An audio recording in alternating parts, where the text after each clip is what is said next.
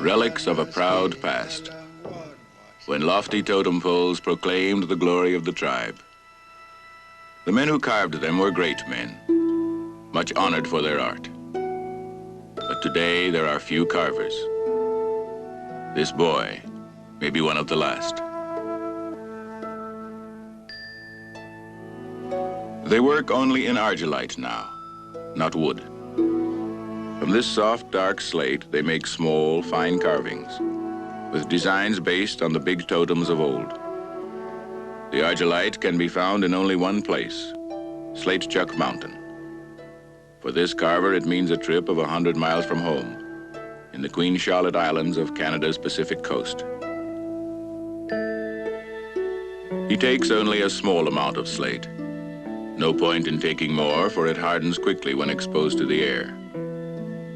Almost a century ago, his great-grandfather made the same trip for the same slate. But those were the great days of the Haida carvers. Now, the mountain has few visitors.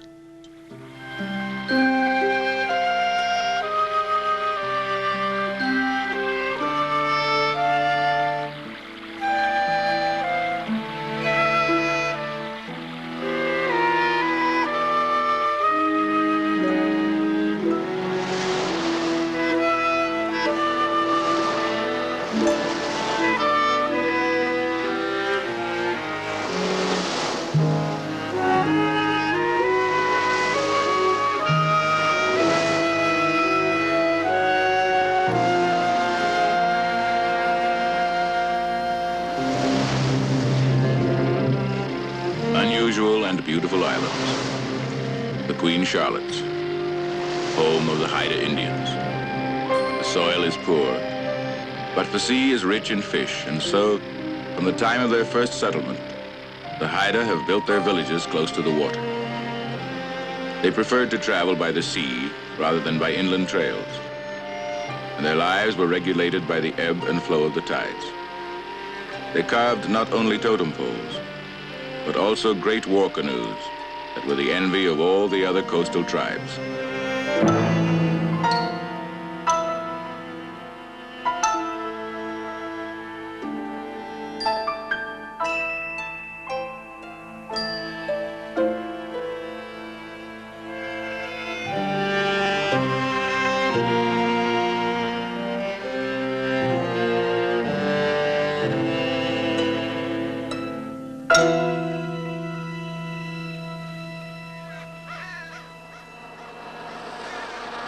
The young carver's home is at Masset, a small community at the north of the islands. Here, fishing is the main industry, and the Haida are among the best fishermen anywhere on the coast. This occupation, as well as lumbering, appeals to the young Indians much more than carving. Carving seems far too tedious. There's more money in fishing. And besides, carving reminds the young Haida of an outmoded attitude toward the Indian, in which the white man regarded him simply as a colorful native, a maker of curios. The new generation wants, above all, a modern way of life.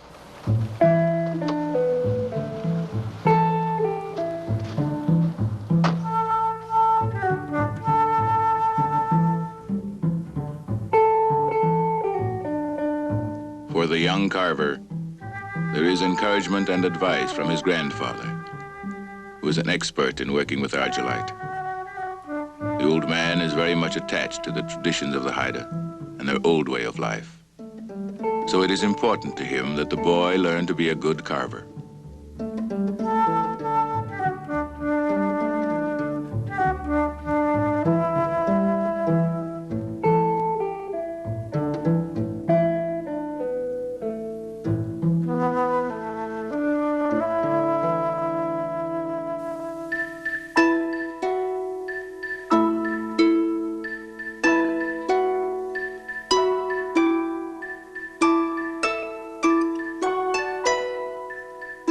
The carvings are at their best when highly polished, and this is the job of the old carver's wife. It's painstaking work, but it's profitable, for the pieces bring good prices from collectors in the city.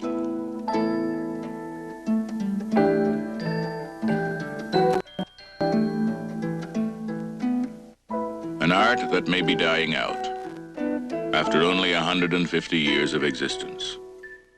For it was in the last century that the Haida first started carving in argillite, after watching white sailors carving in whalebone and walrus tusks. The technique was borrowed, but the themes were those of the Haida themselves, based on tribal legends about bears, ravens, eagles, frogs, and fish.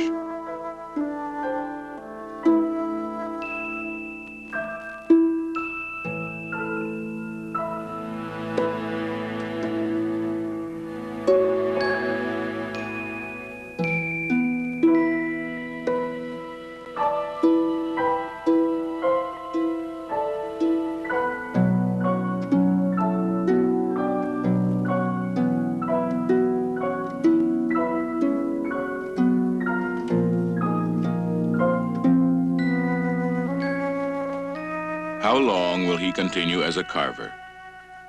Will he too be tempted by other work or by the city?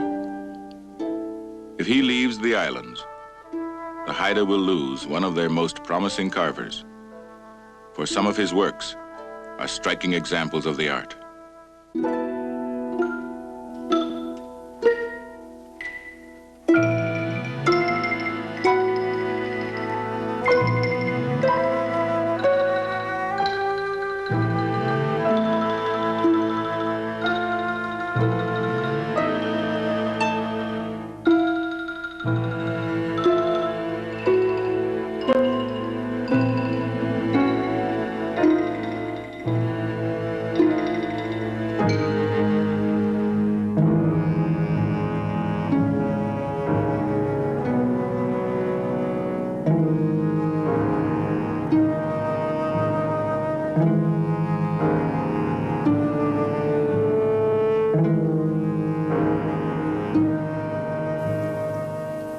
Late at night, the boy is still at work.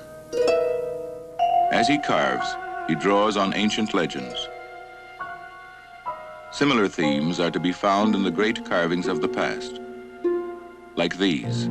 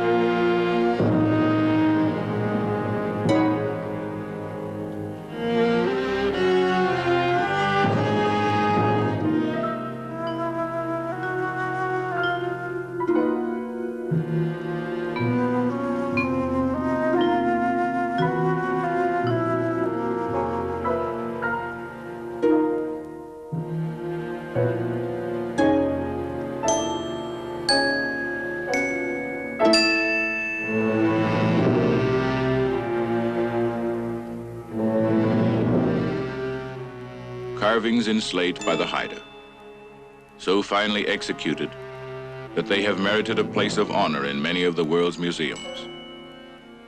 The art is dying out now, but the carvings that exist will preserve for the future a rich heritage of folklore and legend.